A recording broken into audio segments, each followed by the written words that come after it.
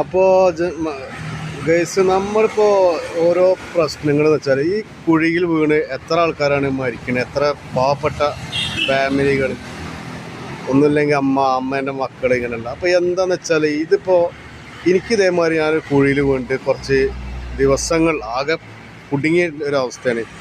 അപ്പോൾ എന്താ വെച്ചാൽ നമ്മളിതിപ്പോൾ വീടുകളാണ്, ഓരോ വീടുകളുണ്ട്, പീടികകളുണ്ട്, ഇതിൻ്റെ മുന്നിൽ ഓരോ പീടികളൊക്കെ ഉണ്ട്. അല്ലെങ്കിൽ ഓട്ടോറിക്ഷ ഡ്രൈവർമാർ, അല്ലെങ്കിൽ ആ അങ്ങാടിയിലെ ടാക്സി ഡ്രൈവർ, ഇവരൊക്കെ ഒഴിവുള്ള സമയങ്ങളിൽ ആ കുഴിയിൽ ഒരു കൊട്ട മണ്ണ് കൊണ്ടിട്ടാൽ അത്രയും ആ കുഴീൻ്റെ താഴ്ച കുറയൂലേ. അതിൽ അപകടങ്ങൾ എത്ര ജന്മങ്ങളാണ് അതിൽ രക്ഷപ്പെടുന്നത്.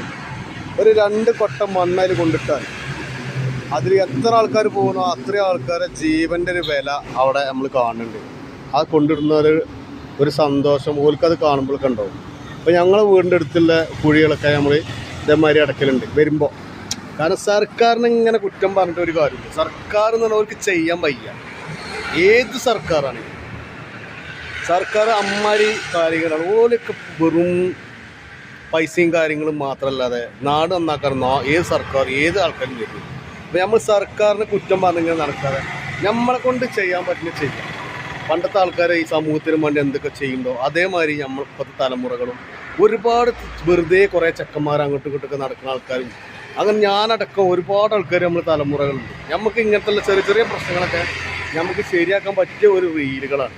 അതൊക്കെ നമുക്ക് ചെയ്യാൻ പറ്റുമെങ്കിൽ ചെയ്യുക, അത് നല്ലൊരു കാര്യമാണ്. നമ്മൾ പറഞ്ഞതിൽ എന്തെങ്കിലും തെറ്റുണ്ടെങ്കിൽ ക്ഷമിക്കണം, അത്ര പറയാനുള്ളൂ. ഇത് ഞാൻ ഇപ്പോൾ ഇവിടെ വരുമ്പോൾ 8ാമത്തെ 9ാമത്തെ കുഴിയാണ്. ഇതിലും വലിയ കുഴികളൊക്കെ താണ്ടിയിട്ടാണ് ഇപ്പോൾ ഞാൻ മലപ്പുറം ഭാഗത്തേക്ക് ഞാൻ പോയിക്കൊണ്ടിരിക്കുന്നത്. അപ്പോൾ ഇതിൽ നമുക്ക് എന്ത് ചെയ്യേണ്ടതെന്ന് വെച്ചാൽ കുറേയൊക്കെ നമ്മൾ ശ്രദ്ധിക്കുക. സർക്കാരിൻ്റെ വൈത്താല നടന്നിട്ട് ഓര് ചെയ്യാൻ ഉദ്ദേശിക്കുന്ന ഒരു കാര്യങ്ങളാണ് ഓർക്ക് മരിച്ചു കഴിഞ്ഞിട്ട് അവിടെ ആ കുഴി പോയി അടച്ചിട്ട് എന്ത് കാര്യമാണ്. ഓരോരുത്തർക്ക് അവിടെ ഇപ്പം നമ്മൾ എത്ര വാർത്ത കാണുന്ന ഒരു ടീം. ഇപ്പോഴത്തെ തലമുറകൾ വാർത്തകൾ കാണണേ ഇല്ല. ഒരു TV ഓണാക്കുക അങ്ങനെയുള്ള ഒരു പരിപാടിയല്ല.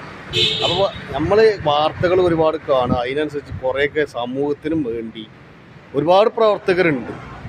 പക്ഷേ ഓരൊക്കെ വെറും വെള്ള ഷർട്ടൊക്കെ ഇട്ടിട്ട് കുറേ സമരം ചെയ്യുക, അല്ലെങ്കിൽ കുറേ ഒച്ചമണി ഉണ്ടാക്കുക, ഇങ്ങനെയുള്ള കാര്യങ്ങളൊക്കെ നേരിട്ട് ഇറങ്ങിയിട്ട് ഓരോ ജനങ്ങളുടെ ഉള്ളിലേക്ക് ഇറങ്ങി ഓരോ കാര്യങ്ങൾ ചെയ്യുമ്പോഴാണ് അതിൻ്റേതായ ഒരു പവർ ഉണ്ടാകുക അല്ലേ.